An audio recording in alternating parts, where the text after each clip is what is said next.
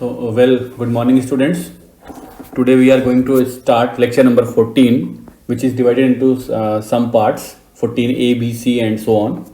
And in today's lecture, we are going to study about the centroid of the 2D surfaces, in which first I will cover centroid of a parabolic spandrel. See, my dear student, it is very important from exam point of view, and what the approach I am going to adopt to derive its centroid, follow it very carefully.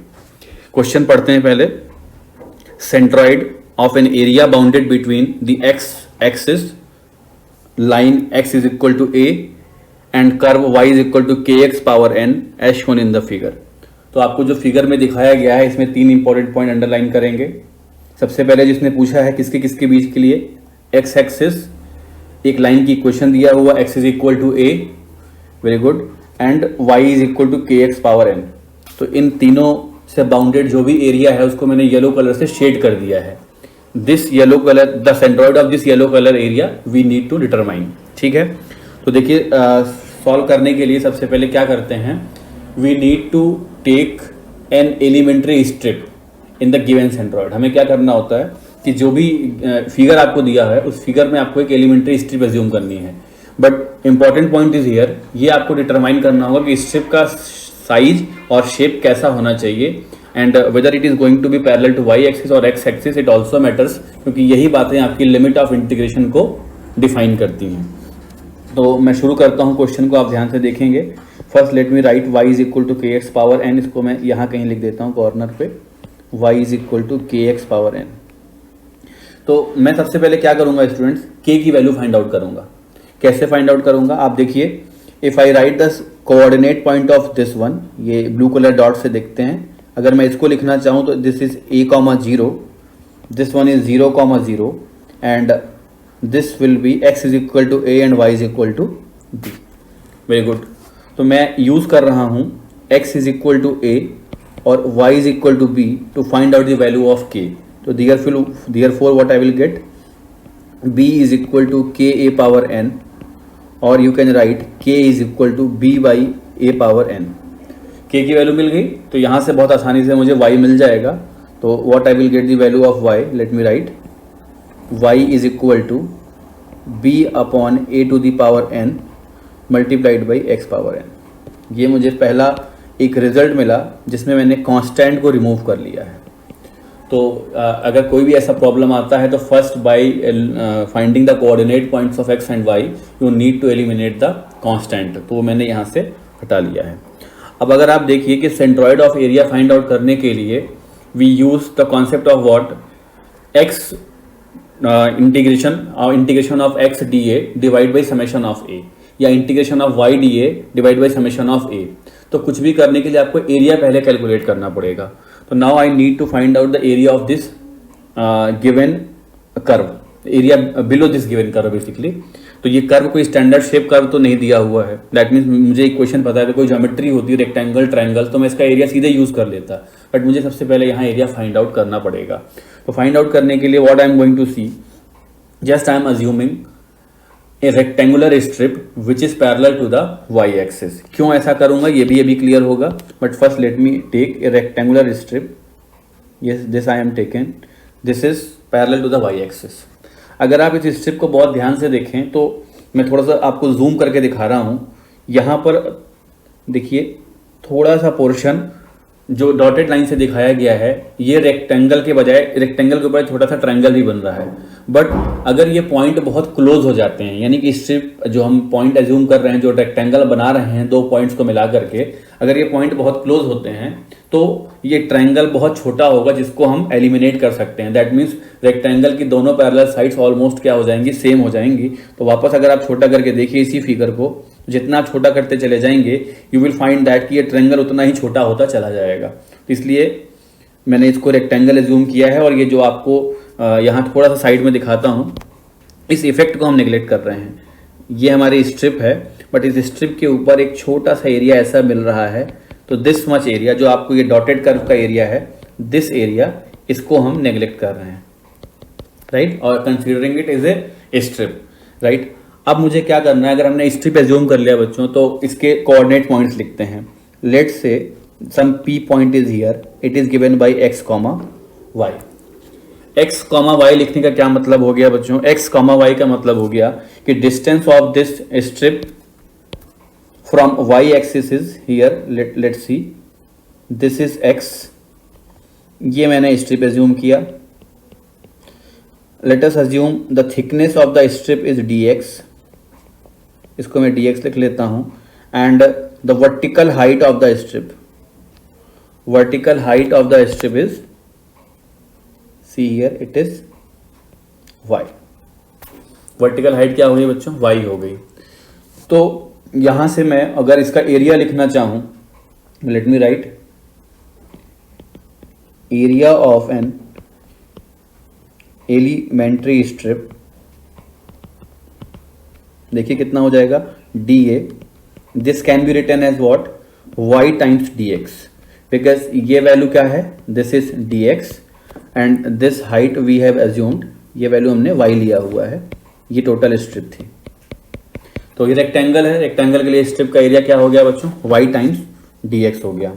Now y we have calculated and just put the value of y and integrate it. तो dA is equal to y is b by a to the power n into x to the power n dx, and integrate कर देते हैं इसको।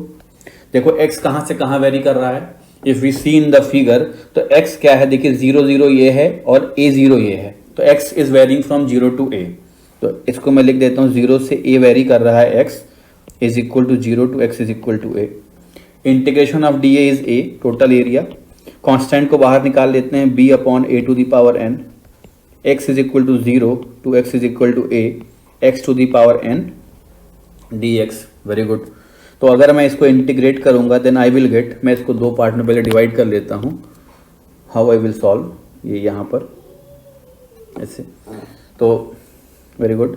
तो let me write a is equal to b upon a to the power n, ये हो जाएगा बच्चों x to the power n plus 1 upon n plus 1 to, की लिमिट क्या है, 0 टू a है। तो इसको आप सिंप्लीफाई कर लीजिए, you will get a is equal to b by a to the power n into a power n plus 1 upon n plus 1। a power n cancel, a is equal to here a b divide by n plus 1। तो ये मुझे क्या मिल गया, इस rectangular strip का हमने area calculate कर लिया। Very good. अब एरिया मिलने के बाद we need to find out its coordinate. अब देखिए, this given figure, this yellow colour shaded area is neither parallel to x axis nor parallel to y x, not parallel, that means neither symmetrical to x axis not symmetrical to Y axis. तो अगर ये x और y दोनों में symmetrical नहीं है तो यहां पर कोई भी जीरो नहीं होगा, both we need to calculate x bar and y bar both.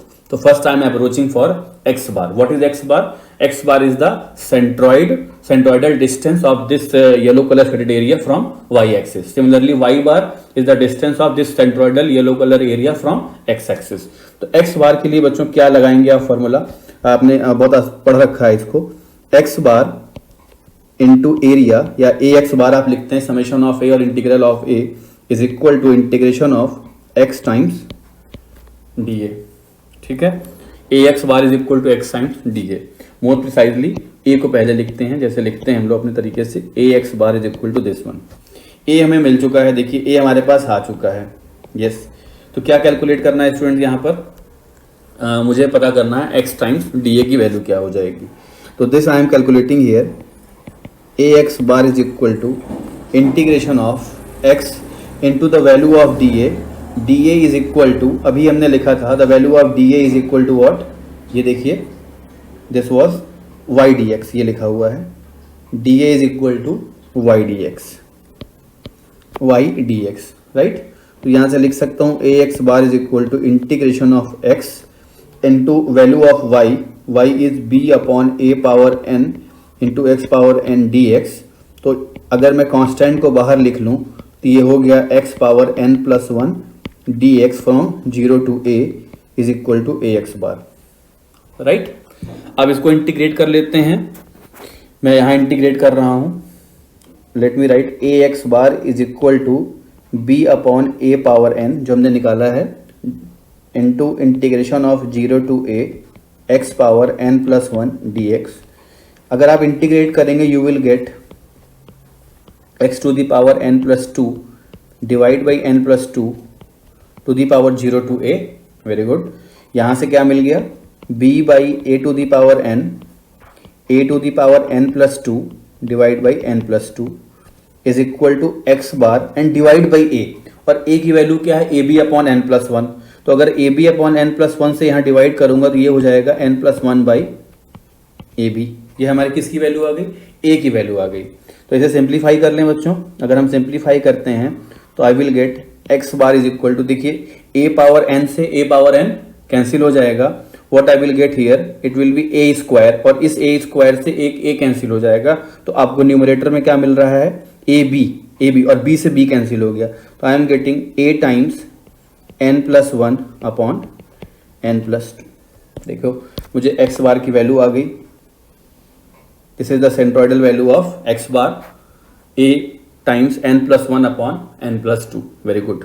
Now I need to calculate similarly the value of y bar. अब मैं y बार कैलकुलेट करता हूं।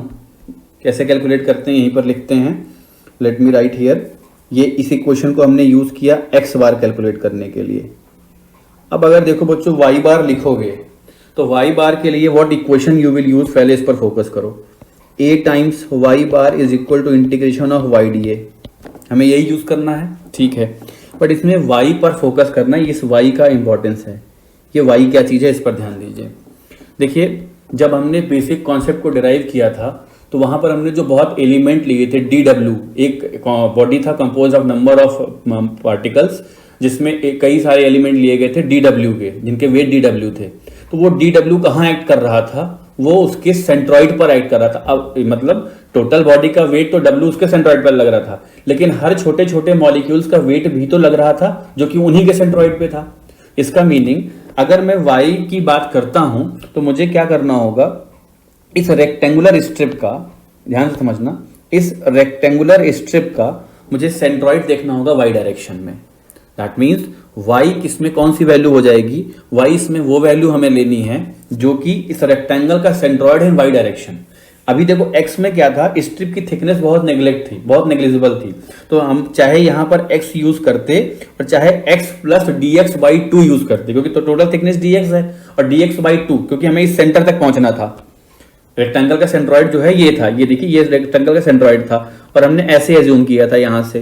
तो ये वैल्यू एक्चुअली हमने x लिखा था, बट लिखना क्या था, ये डिस्टेंस भी तो थी। अगर मैं थोड़ा बड़ा करूं तो ये डिस्टेंस भी तो थी, and this distance was dx by two. तो dx बाई टू बहुत छोटा था, हमने उसको नेग्लेक्ट कर दिया। लेकिन जब हम y डायरेक्शन में आगे की ओर बढ़ते हैं तो अभी मुझे यहां तक जाना है, और इसको मैं नेग्लेक्ट नहीं कर सकता क्योंकि ये हाइट टोटल y की क्या है, हाफ है। तो that means we need to consider this value of y here. तो बच्चों एग्जैक्टली जो इक्वेशन बनेगी वो क्या हो जाएगी, अब यहां से देखिए a y bar is equal to, यहां y ना यूज करके instead y we need to use y by two times dA, where y by two is the centroid of that particular rectangle in y direction. ठीक है, that is parallel to the y axis. ये अगर आपने ध्यान नहीं किया तो सवाल यहां पर गलत हो जाएगा, तो इस बात को आगे समझते हैं। अब इसको मैं वापस सॉल्व कर रहा हूं। a y bar is equal to integration y times one by two को बाहर निकाल लीजिए, dA को अभी लिखना था y dx, तो अगर y dx लिखेंगे तो हो जाएगा y square into dx, and y की value we have calculated here, the value of y is b by a power n x power n। तो यहां से लिख देते हैं इसको, a into y bar is equal to half into b by a power n into x power n whole square dx। ठीक है, तो यहां से मुझे क्या मिल गया students, let me draw a line here first। मैं यहाँ लिख रहा हूँ इसको, तो a y bar is equal to half into constants को बाहर निकाल लेते हैं। Constant will be b square by a power 2n, b square by a power 2n, integration of x हो गया 0 to a x power 2n dx, x power 2n dx। ठीक है, अब आसानी से आप इसको इंटीग्रेट कर सकते हैं। a y bar is equal to b square by 2a power 2n, after integrating I will get x power 2n plus 1 divide by 2n plus 1 to the power 0 to a, और let me write, yes, here it will be a Y bar is equal to b square by 2a power 2n, क्या हो जाएगा, a power 2n plus 1 divide by 2n plus 1। ठीक है, मैंने limit लगा दिया है। a पावर 2n से a पावर 2n कैंसिल हो गया, तो what I am getting here वो मैं लिख देता हूँ, A Y bar is equal to, देखिए A B square divide by 4n plus 2। कैसे, देखो ध्यान से समझो, ये a पावर 2n से a पावर 2n कैंसिल हो गया, देखो ये a पावर 2n से a पावर 2n कैंसिल हो जाएगा, इस 2 को मैंने अंदर मल्टीप्लाई कर दिया तो ये हो गया 4n प्लस 2, ऊपर क्या बचेगा a इंटू बी स्क्वायर। अब बच्चों क्या करते हैं, y bar is equal to a B square upon 4n plus 2 divide by a, और a की वैल्यू है a b upon n plus 1, तो n plus 1 by a b यहाँ हो गया। y bar what I am getting here, simplify कर लीजिए, we will get b times n plus 1 upon 4n plus 2। इसको मैं सिंप्लीफाई कर लूंगा, a से a कैंसिल, b से b cancel, n plus 1 upon 4n plus 2। ठीक है, तो ये देखिए हमने कैलकुलेट कर लिया y बार की वैल्यू, x बार मिल गया और y बार मिल गया। तो मैं इसको अगर यहाँ शो करना चाहूँ तो ये जो मेरे कोऑर्डिनेट पॉइंट्स थे यही क्या हैं, x bar comma y bar, जिसकी वैल्यू यहाँ कैलकुलेट किया मैंने। Let me write here, x bar comma y bar is equal to a times n plus 1 by n plus 2 comma b times n plus 1 divide by 2 times n plus, not 2 times, let me write, this is 2 times 2n plus 1। ये एक अच्छा result जिससे हमने एक parabolic spandrel का centroid calculate कर लिया। For example कल को एग्जामिनर दे दे y is equal to k x square, let वो कहता है y is equal to k x square, तो आपके पास n की वैल्यू क्या हो गई, 2 हो गई है।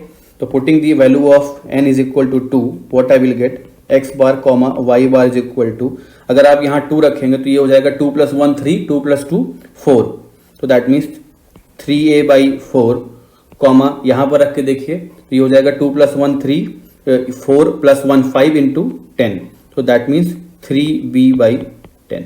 अगर ये कब एप्लीकेबल है बच्चों, जब मुझे सेंट्रॉइड पूछ लिया जाए किसका, y is equal to k x square. तो इस तरीके से हमने एक अच्छा क्वेश्चन सॉल्व किया और कैलकुलेट करके देखा कि centroid of A parabolic spindle. Very good. अब मैं आपको नेक्स्ट लेक्चर में कैलकुलेट करके दिखाऊंगा centroid of some 3D geometries, जिसमें सबसे पहले हम हिट करेंगे कोन को and then we will come for the hemisphere and after that I will switch to the centroid of composite bodies. Till then you revise and take care. Thank you.